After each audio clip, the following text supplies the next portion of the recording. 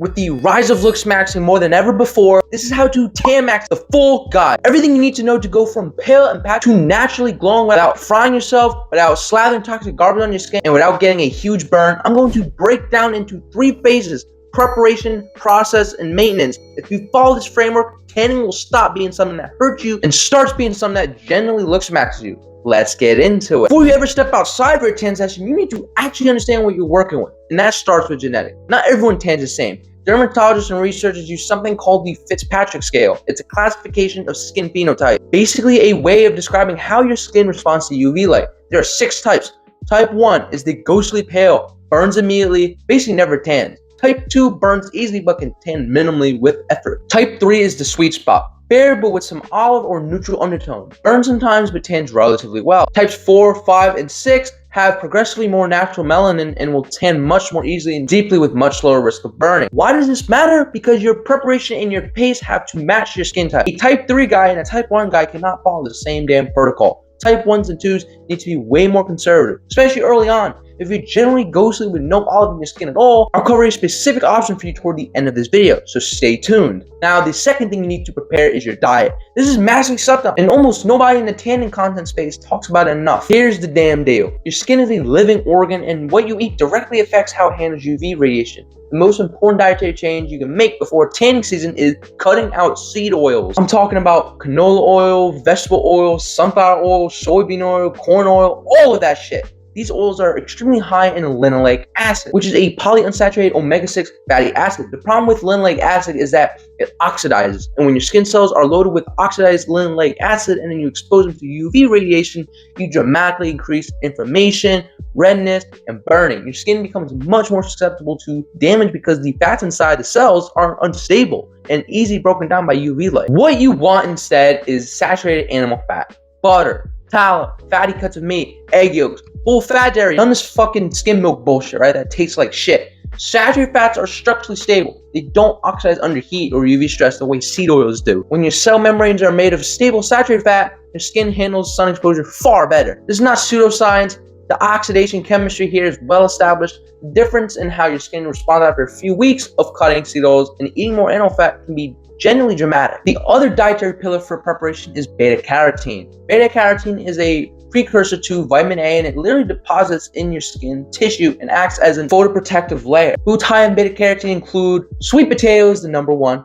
carrots, spinach, kale, and banana peppers. Start eating these consistently in the weeks before your sun exposure ramps up. Your skin will be more resilient, it'll tan more evenly, and over time it will give you that subtle golden glow, even on your off days. It's not a hat, it's just nutrition working the way it's supposed to. So your preparation checklist before you even begin tanning: know your skin type, eliminate seed oils, switch to animal fats, and load up on beta-carotene rich foods. Do this for 2 to 4 weeks going into spring and summer, and you are building your skin from the inside out. Okay, now we get into the actual tanning process. This is where most people mess up like fucking crazy. They wake up one Saturday morning in June, let's say, it's 85 degrees, they go outside for 8 hours, and then wonder why their locks are red and peeling a week later. That is not tanning, that is straight up burning. And burning is the opposite of what we want. A burn is skin damage, a tan is an adaptation. Just like any adaptation, you have to earn it gradually. You can't skip the process. Think about it like working out. If you've never lifted weights in your life and you walk into the gym and try to squat 300 pounds on day 1, you're going to destroy yourself. You need to progressively overload. You need rest between sets. You need your body to recover and come back stronger. Sun exposure is that exact same principle. Here is the framework I recommend, especially for lighter skin types. Start with the 30-30 method. 30 minutes in direct sun, then 30 minutes in shade or indoors. That's your set. You rest. Then you can do another set if you want when you're just starting out. 1 or 2 sets per day is plenty. That's 30 minutes to 1 hour actual sun time spread over the course of a day with recovery periods built in. Over the following days and weeks, as your skin starts to produce melanin and your tan base builds, you can gradually extend your sessions. Maybe after a week, you're doing 45 minutes on, 30 off, then an hour on. The key word is gradual. Your melanocytes, the cells that produce melanin, need time to upregulate. You cannot rush this biologically. Now here's something a lot of people forget. Flip your body regularly during a session. If you're on your back for 30 minutes and then you only spend 5 minutes on your front, you're going to tan unevenly and you're going to look like a mess. You want even all-around tan to look your best. Every 10 to 15 minutes, change position. Back, front, sides if you can manage it. Your neck and chest need attention too. Don't be the guy with a tan face and a white neck. it kills the whole effect, seriously. Let's talk about timing. Peak UV hours are roughly 10 a.m. to 2 p.m. Those are the highest intensity hours. For lighter skin types, especially in the beginning, you might actually want to do your early sessions outside of that window. Morning sun between 8 and 10 a.m. or late afternoon after 3 p.m. The UV index is lower, the exposure is less intense, and it gives you a safer on-ramp. As your base tan builds over weeks, gradually move on to the peak hour. Darker skin types can handle peak hours from day one, but still benefit from the gradual build-up approach. Now I need to address sunscreen. I know this is really controversial, but hear me out. Conventional UV sunscreens, especially the chemical ones that most people use, contain ingredients like oxybenzone, avobenzone, and homosalate. These are not inert compounds. Your skin absorbs them. Multiple studies, including research published by the FDA itself, have found out that these chemicals enter the bloodstream at concentrations that far exceed the threshold considered safe. They've been shown to be endocrine disruptors, meaning they can interfere with hormonal signaling. For teenagers who are in the middle of hormonal development, this is not something to take lightly. The entire point of this protocol is that by adapting gradually, eating the right diet, and building a melanin base, you don't need to rely on chemical sunscreen. If you're going to be out for a genuinely extreme duration, you want some protection, mineral sunscreen with zinc oxide is the safer option because it sits on top of the skin and basically blocks UV rather than being absorbed. But ideally, the goal is to build a tan base that provides its own natural protection, which is exactly what melanin does. Let's also talk about sunglasses, and this one surprised people. You should not be wearing sunglasses during your tanning session. Here's why. Your eyes are directly connected to your brain's circadian rhythm and hormonal signaling system. When you're standing in bright sunlight with sunglasses on, your brain is receiving the signal that it's dim outside, while your body is being hammered with UV radiation. This mismatch disrupts circadian signaling. Your body's hormonal response to sunlight is partly mediated through your eyes, not just your damn skin. Light entering through your eyes is part of how your body knows to produce vitamin D properly, regulate serotonin, and time its biological rhythm. Blocking that signal with dark lenses while simultaneously sunbathing creates a kind of psychological confusion. Now look, I'm not saying stare into the sun, obviously don't do that, but sitting outside with your natural vision exposed to ambient daylight, letting your eyes receive the light signals they evolved to receive is part of a healthy sun exposure protocol. If you squint, your eyes will adjust. Alright, so you've built your base. You've been consistent, you're starting to see color. Now, how do you maintain and deepen it without undoing all your work?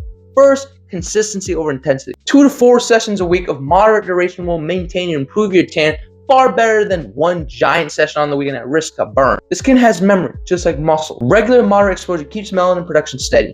An occasional big burn followed by peeling literally removes your tan and sets you back. Slow and steady generally wins here. Second, keep your diet dialed. Keep the CETOs low, keep the animal fats and beta-carotene foods in rotation. Skin is constantly turning over. New cells are replacing old ones all the time. The fats and micronutrients in those new cells determine how they handle UV. This isn't a one-time thing, it's an ongoing practice. Third, sleep and circadian rhythm. This is the one most teenagers ignore, but it makes a surprisingly big difference in skin quality and tanning results. Skin does most of its repair and regeneration at night.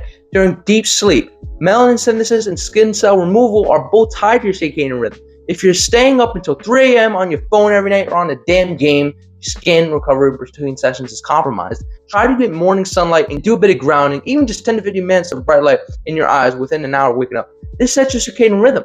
Boost morning cortisol appropriately, increase the hormonal environment that supports healthy skin throughout the day. Now, I want to address a specific group. Those of you in colder climates, or those who are generally Fitzpatrick type 1, the super pale, burns instantly, barely tans crew. I hear you. Natural sun tanning is harder and slower for you. And in places like the UK, Scandinavia, Northern Canada, or the Northern US, you may only have a few months of meaningful sun a year. For this group, the most effective option if you have the budget and the access is melanotan 2. Melanotan 2 is a synthetic peptide analog of alpha MSH, a hormone that directly stimulates melanocyte activity in your skin. Basically tells your melanocyte to produce melanin even with minimal UV exposure. People who use it, including very fair-skinned individuals, can achieve a deep, natural-looking tan that would normally be impossible for this skin type. The results are generally so impressive. It's used via subcutaneous injection, so it's not for everyone, and you need to do your own research a lot on sourcing and protocol. But for the right person, it can be a game changer. If that is not in your budget and you're not comfortable with peptides at all, the next best alternative is a combination approach: tanning beds plus spray tan. Tanning beds used carefully and starting with very short sessions. We're talking 5 to 7 minutes on a low intensity bed to begin. Can stimulate melanin production even in lighter skin types. Layer that with a quality spray tan for instant color, and you can look significantly more bronzed while you're building an actual melanin base in the background. It's not the same as a natural tan, obviously, but it gets you functional results while you work the longer game. At the end of the day, what we're building here is a complete system.